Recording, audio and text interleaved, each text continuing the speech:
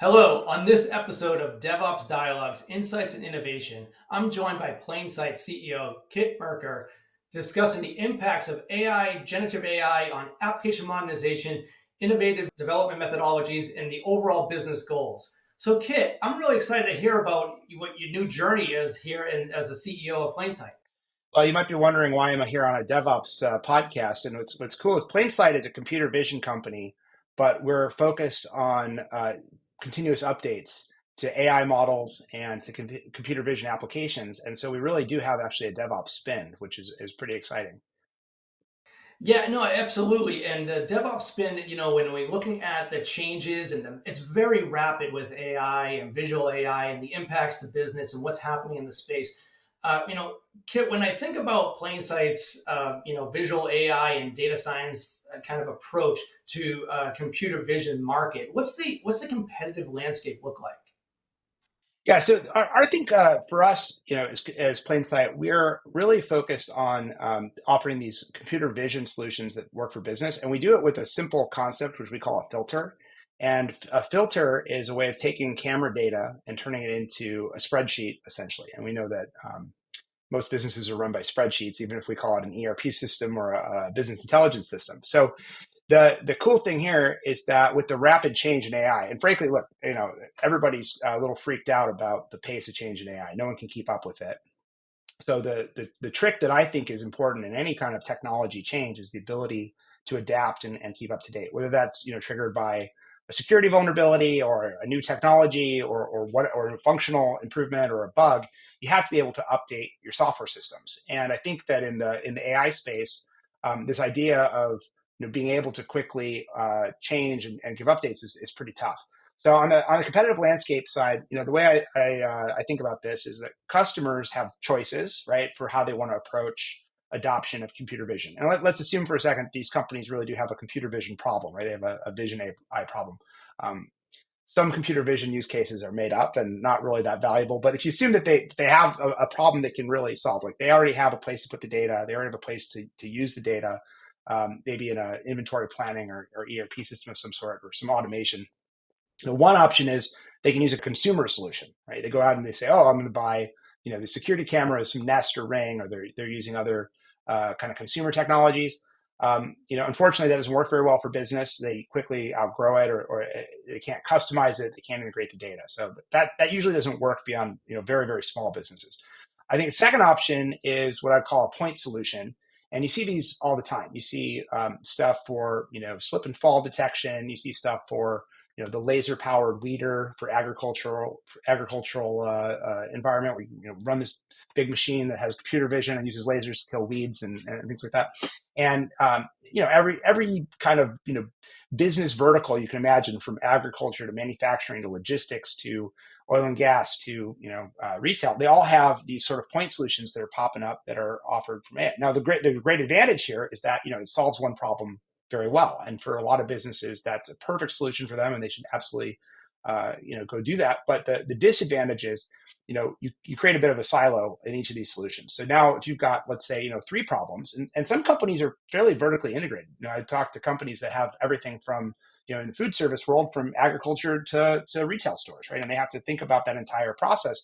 Now they're buying a bunch of different point solutions from different vendors. And what that means is that they have silos of data, silos of maintenance, and I think most critically, silos of AI stacks, where these different companies are now making the decision about what AI tools to use. And as that rapid change is coming, that's increasing the risk that you're going to end up with a software stack you can't maintain. Okay. And then the third option that I see for companies is generally kind of the DIY/consulting approach, where maybe you're adopting a platform of some sort, or you're bringing in some expensive consultants to help you build AI.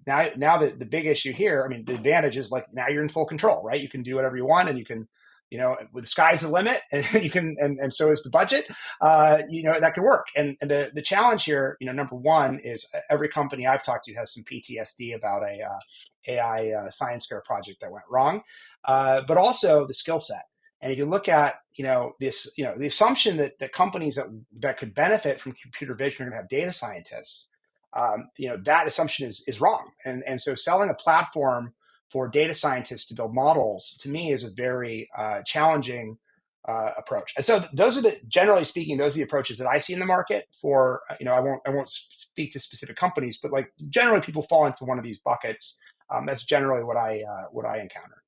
Yeah, kid, that makes a lot of sense. I was at a recent event. It was the AI Tech Field Day event that we hold, and a lot has come up in the farm use case. That use case is incredibly powerful when it comes to AI, and it's incredibly powerful to see how it works, and the amount of tech that's involved in farming today is amazing. Yeah, I was blown away by watching like the process and how everything was happening. And when you tie back all these different tech stacks and these solutions that are in silos, it really does get complicated, right? So you have to have that team of developers or DevOps teams in place in order to dynamically adjust and be agile to work through these processes, these tech stacks. And I guess that kind of leads to my next question, right? When we look at these, not just a tech stack, but there's just an evolving landscape in computer vision technology, right? You touched on a little bit already with the silos, and you touched on the different tech stacks, but how is Plainsight addressing the challenges that organizations run into? Yeah, it's really fascinating, and you point the agriculture for us is a huge opportunity. I think there's a massive modernization happening in that space, and you kind of think about I hate to use the word, but I'll use it, the digital transformation that's been going on. There's a lot of data that you can get to run an online operation by virtue of the fact that the whole system is digital, right? People come to your website, you're able to track visitors, all the orders are digital. In the real world, in the physical world, that transformation hasn't really happened yet, and we're kind of seeing this happen with these different kind of industrialization, and now with companies that are trying to get better planning and better operations. There's a shift in workers. We've moved in agriculture from people who've been in this industry for a long time to less skilled workers and different workforce populations. All of that is having an effect, and technology is making a big impact there. And you're absolutely right. But the DevOps and kind of the principles of software maintenance is a really important part of making these systems work, especially over time as it's changing. So the kind of end to end question. I mean, the first thing that I look at is like, where can we add the most value in that space? And for Plainsight, we've we work a lot in agriculture. We count 40,000 cattle a day for one of the world's largest producers of protein, JBS, and we're doing a lot of work with them. But we've expanded into a lot of other areas as well. And so one of the things, again, as a CEO, you got to think about like, where do we focus? And I've gotten feedback from people. All of my advisors tell me, focus on one vertical and really get into a vertical. And I actually, because of my background in software and in DevOps and cloud computing, I'm looking at it a very different way, actually. I think we have to focus, no question there, but we're going to focus on a particular part of the software stack. And that part is between the camera and the spreadsheet. Okay. And if you think about that as a sensor, you imagine a camera as a very powerful visual sensor. And by the way, like when I say camera, it could also be drone footage. It could be infrared, LiDAR, it could be, night vision goggles, right? But like you're taking visual data and we're putting a filter on it to pay attention to certain things, and then outputting data in a format that can be used and can be trusted to do other analytics. So if our part in the puzzle here is really about describing, it's like if you see something, say something, kind of a solution, and we can put that into a black box, right? We're using industry standard things like Docker and Kubernetes, of course, and we're allowing you to create this filter as an app that you can inject different models into. And now you can run that at the edge, you can run it in the cloud. The filter is just telling the camera what to pay attention to and outputting this event stream. So it's giving you a lot of advantages. It's getting you closer to where the closer to the source. So now the person who's managing the ERP system can just go and stick a camera in front of the pile of gravel that's constantly changing in size to get an accurate estimate. There's not that game of telephone between the different systems. You get accurate data from the source directly into those digital systems. You're getting huge savings in cloud computing and latency. So if I run it at the edge, that means I'm collecting video, but I don't really need to stream the video to the cloud to process it. I can just stream the data outputs. So it's kind of a compression in a way, right? You're taking high intensity video data and you're pulling out just things you care about. That also means an advantage in privacy. That means that now the data that I didn't necessarily want to share with the cloud or put in the cloud, about with people's faces or proprietary processes or just other video scenarios that I don't want to share. That's all kind of protected at the edge. It can be deleted and managed separately. It can be filtered so we can do face blurring before it's uploaded. All the things you'd want to have for privacy management can all be encoded in that. And then really importantly, you can change it, right? Because you've got this ability to insert and change the software. And now what you've got is really more like a cloud computing way of thinking. You've got this set of apps, right? Those apps, we call them filters, but they're basically apps. They're AI powered. They encapsulate models that have been derived from training processes. And that is giving you the ability to control and update and secure your AI footprint, but importantly, allowing your IT team to be the heroes of the AI without becoming data scientists. And that ability for an organization to kind of take ownership of the AI. And also, I think this is the other important part is I think a lot of companies are trying to adopt AI to get a strategic advantage. One of the difficulties is, okay, so I give you all this data and all this training and all this feedback loop to help make the models better, and then you're going to turn around and sell that to my competition. I hear this from everybody. Data sovereignty, AI sovereignty is a big issue for companies that are trying to figure out the right move. And they feel like right now what's going to happen is they're going to give up a lot of proprietary advantage that's going to just go to their competition. So the one thing that we do differently, I think, than any other company I've seen is we will not take the data from one customer that we use to train a model for them or to fine tune a model for them. We won't take that and use it for a pre-trained model that we resell to another company.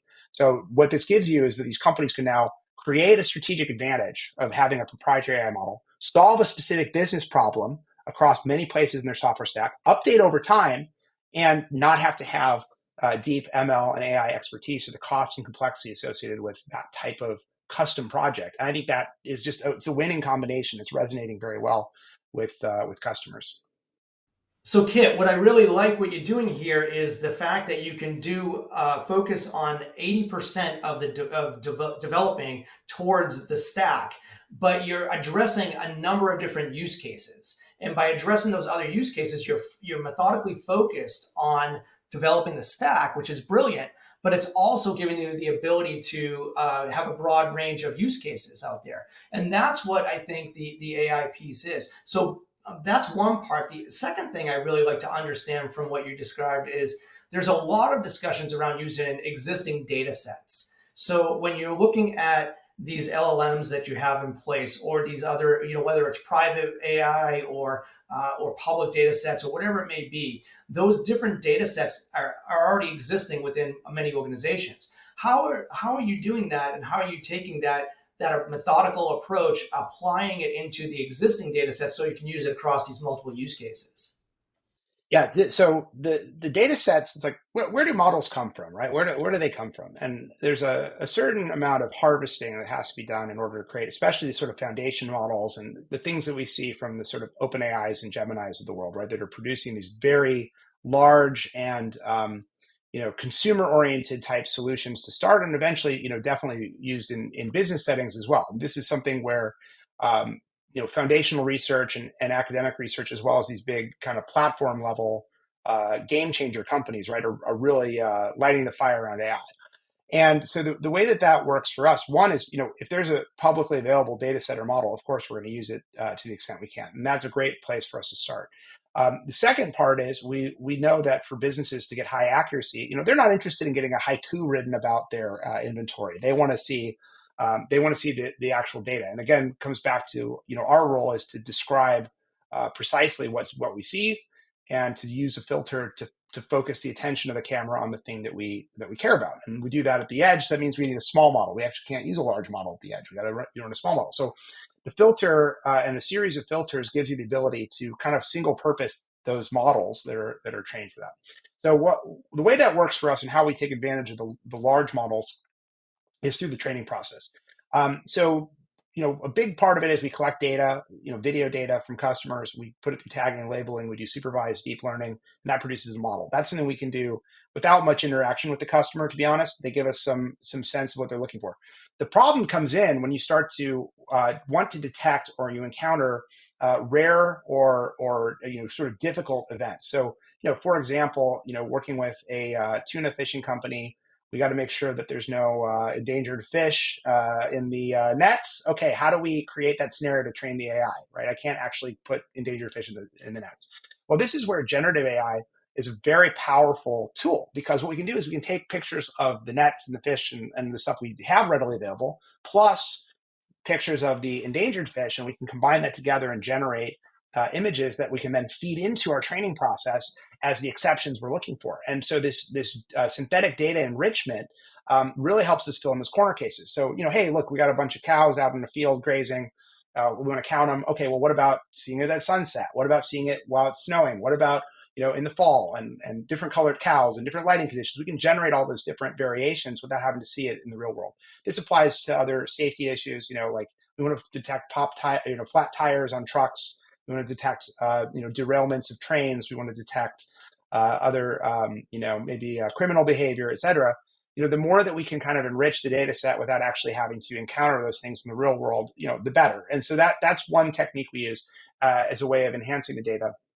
And again, how we keep the data, and the AI models, kind of safe and proprietary, is that we can then use that to add on to a particular customer's data. And the result is that they can get very high accuracy in their environment without having to spend a lot of time kind of engineering different conditions or looking for these outside cases. And then, of course, when we do encounter a novel case, because of the principles of DevOps, we're continuously, taking feedback and creating a feedback loop. We can say, oh, we encountered something we hadn't anticipated. Model went haywire.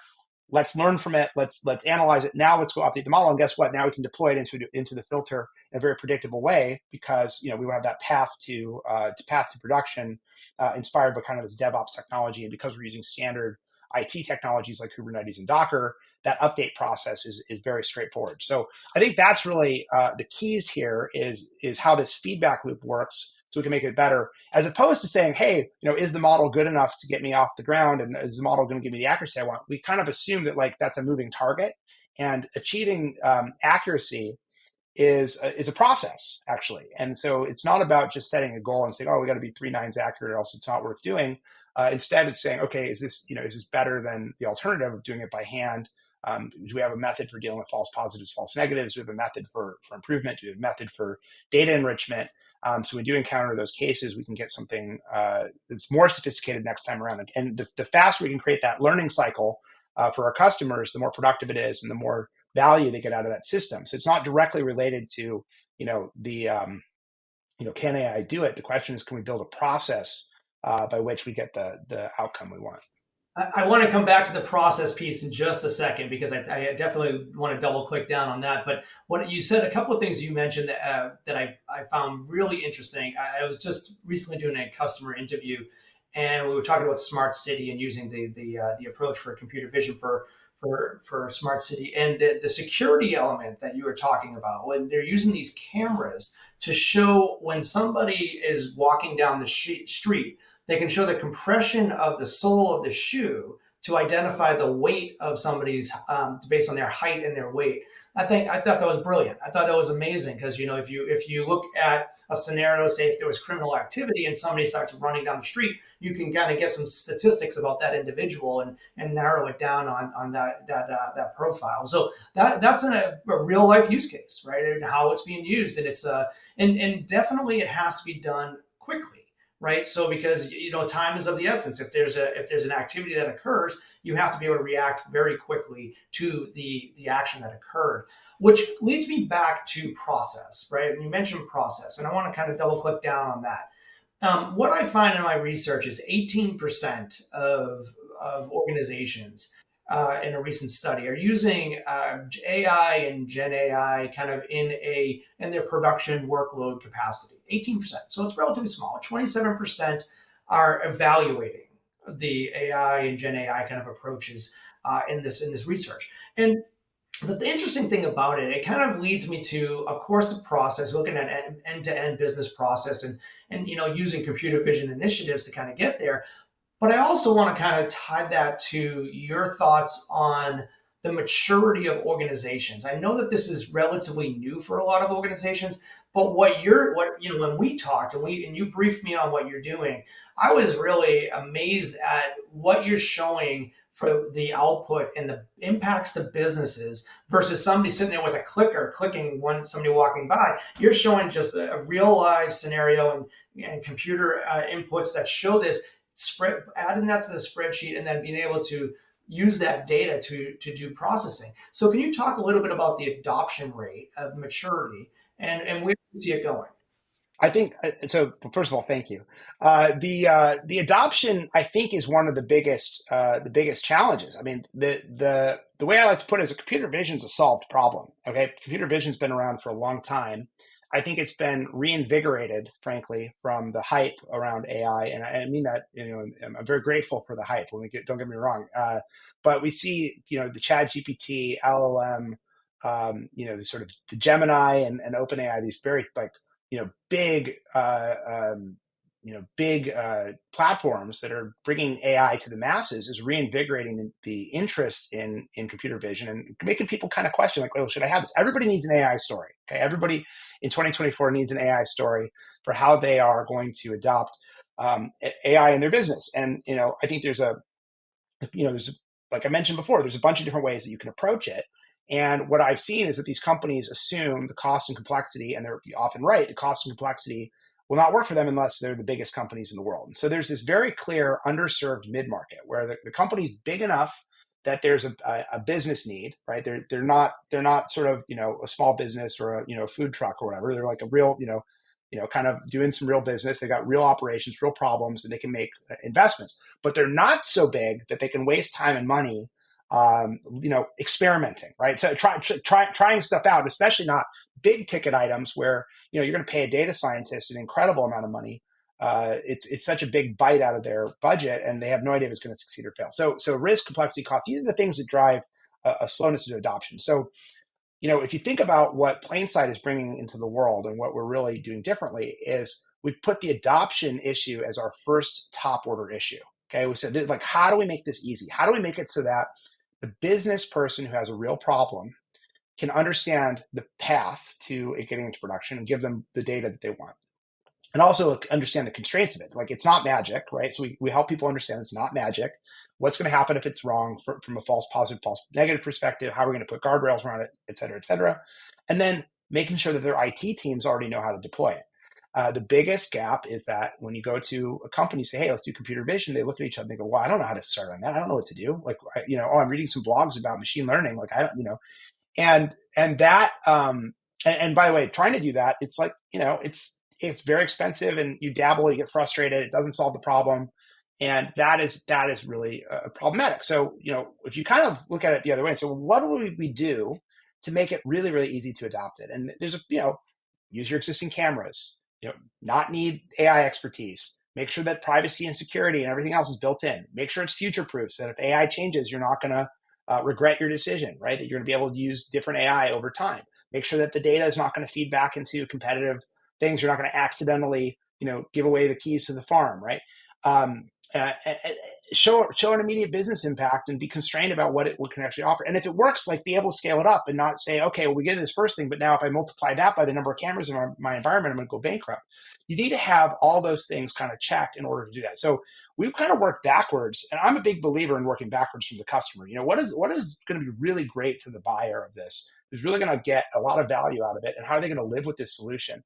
And then when you think about the product, right, you can create kind of the constraints of that product. And then the question becomes, well, how do I make the technology work? Well, like I said before, the technology is there. Like, we're just taking the ingredients of computer vision capabilities that have been around for a long time. Kubernetes is celebrating its 10th anniversary this year, by the way. So Kubernetes, I think, officially is legacy software, amazingly enough, right? We're using Docker. We're using these other things that are easy. It runs on Linux, right? And we over time can expand it to other sort of embedded solutions and things like that. But there's also an inflection point on the hardware. Let's be honest, right? Like, the NVIDIA hardware has gotten really good, and it's gotten relatively inexpensive for small stuff. The big stuff, right, running an LLM at the edge for 200 grand a box or whatever, is kind of not possible. But there's quite a few different edge computing capabilities that can run this stuff. And they're coming from a variety of vendors. We're working with SoftIron, for example, which is a great edge computing company we've been working with closely. And there's just so many different ways that you can take this solution now, and it's it used to be expensive. Now it's a reasonable cost. You see the ROI. Used to be complex. Now it's simple. Used to be risky. Now you can have confidence in it. That combination just leads to higher adoption. And so once people, kind of learn that this is not what they, the assumptions they have in their head, the sort of reputation of these AI projects, which is that, it's science fair stuff, and you got to be a rocket scientist, beyond a rocket scientist to get it working. Once you realize that that's just not the case anymore, then people get excited and they move forward. And I'm seeing that, across the board. We're seeing really inspired customers who want to see this come to production. They see the value of it, and it's very, frankly, very exciting. I'm amazed at the passion that people have around this. Yeah, absolutely. And the thing is you touched on a number of areas that really resonate to where organizations are. I'm seeing with organizations today, right? Complexity is one of the top five challenges that CIOs run into. And when you walk into a scenario and you say, look, you need to be using computer vision, like you were saying, and they go, what is that? How do we get started? We have too many, too many things going on now. We don't need to add something else into the mix, right? So this is where I think Plainsight really provides that frictionless approach to kind of get in, right? And that's what I was liking about the way you were describing it, and that's one of the reasons why I thought that would be valuable to share this kind of conversation. But one of the things I do want to talk about is we kind of talked about a lot of hypotheticals. We talked about a lot of like where things could go and where things may be going, and very well are going. And I think what would be helpful to the audience is to share your own examples of your customers' examples that you touched on a couple already, but I think of just real life examples to say they were really complex. They really had these high, approaches of getting something done. But now with Plainsight, they were able to get it done quicker and faster and less Sure. expensive, right? I Yeah. think that'd be helpful. Yeah, for sure. I mean, one of the examples that we have for a long time now, and it's quite been well benchmarked, is the cattle counting. We actually went viral with a sheep counting video recently, and we get a lot of interesting inbound requests to help with cattle counting, which I think is a really important one.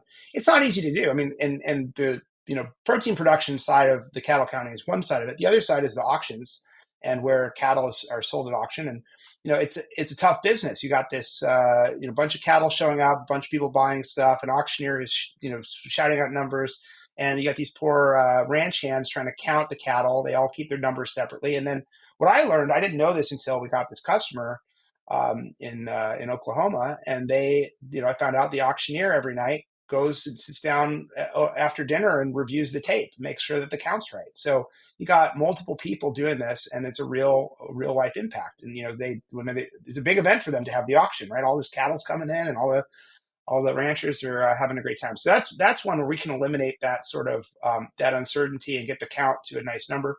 And we also work with a large mushroom producer, and one of the interesting things about mushrooms is that, first of all, they grow 3 times. The second thing that's interesting is, which I didn't know, and then the other thing that's interesting is that in the States, aesthetics matter a lot to shoppers, it turns out. And there are mushrooms that are perfectly edible, but once they get overripe, they change the color a little bit, and people don't buy them. And so there's a lot of what's referred to as shrinkage in that market because of that. And so with Plainsight, that can now be detected, and we can find the optimal time for picking to avoid that discoloration, which means obviously better profitability, et cetera. And the ROI on that is like kind of insane. I mean, it's like I looked at I penciled out the ROI numbers, and I'm like, well, this is embarrassing. I can't say how much the ROI is in this. It's too much. So that's another great example. Dams and bridges are another great example where you have fish. You got to do surveys. We help a marine biology company do those dams and surveys. A company called Marine Situ. We just recently announced them. Another place that people can go and see it themselves, which I think is interesting. And again, this is kind of early stages, but wildfirewatch.org is a website that we launched. What we did is we took the 1,547 public camera feeds in Washington State, where I live, which are already up and running. They're already published to the web. We took all 1,547 of them, and we created a wildfire detection filter. And every 5 minutes, we run the filter against those, and we basically provide a score of how likely it is that it's seeing fire versus seeing safety. Now, as I mentioned before, accuracy is a moving target. So in the very beginning, we had tons and tons of false positives. It thought the whole state was on fire. we've now refined it so that the fire alarms are much less. We've been partnering with the Department of Natural Resources in Washington to get feedback and also to look for signals of false positives and false negatives, early warning signs, et cetera. So you're starting to look for things like power lines that are, maybe indicate sparks are coming. We can do something like that. We still have issues with headlights. We still have issues with sunsets. We still have issues with lens flares. And we still see smoke sometimes we think, or smoke or fog that we think is fire. But the great part is now that we've got the data set and we can continually improve the accuracy, we're seeing much, much higher accuracy in the site already. So we want to expand that. We want to get more cameras, more researchers, more firefighters engaged and involved, helping us tune that model. And then, my hope is that will become a public resource. I don't want to make money off of wildfires, to be very honest with you.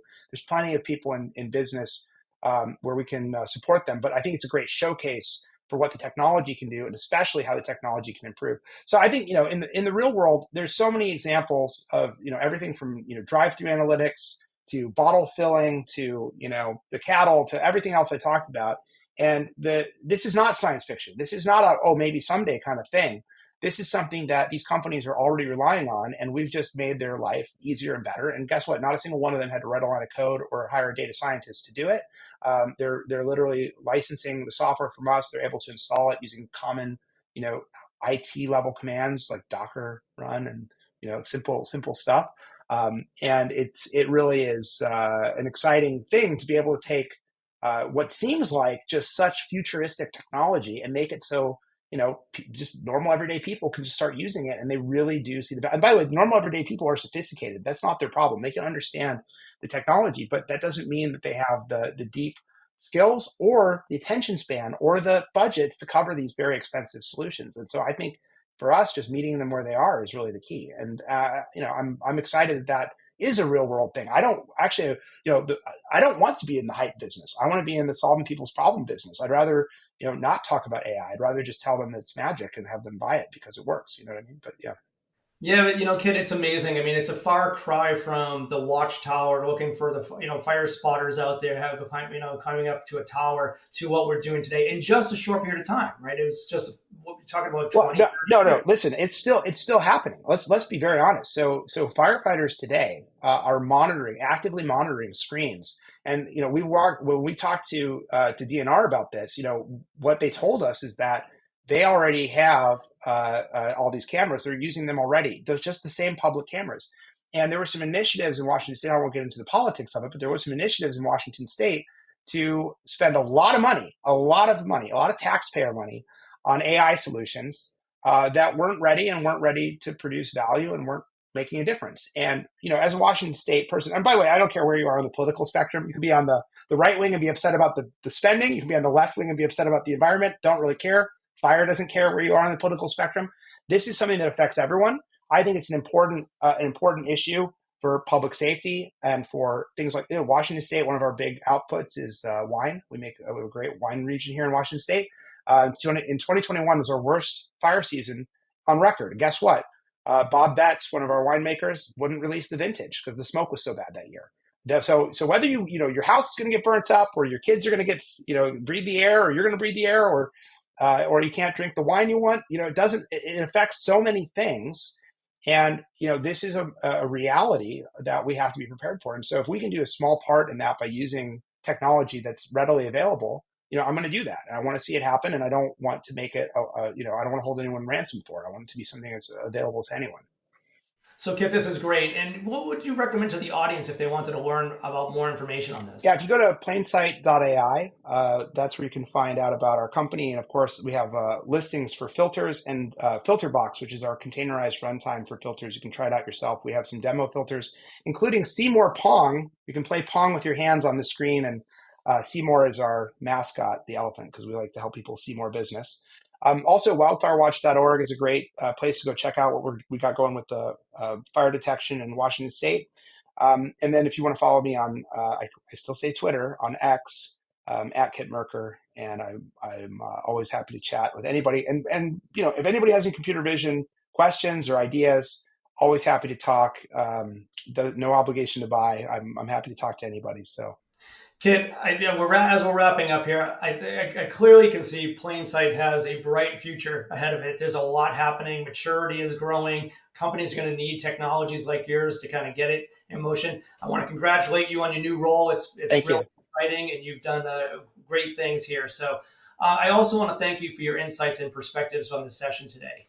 And I want to also thank the audience for attending and recognizing the importance of this topic. And also, if there's any additional information you would want to talk about, please feel free to reach out to us. And thank you and have a great day. Thanks, Paul. Great to be here. I really appreciate it. And, hope we get to talk again. Likewise. Thank you.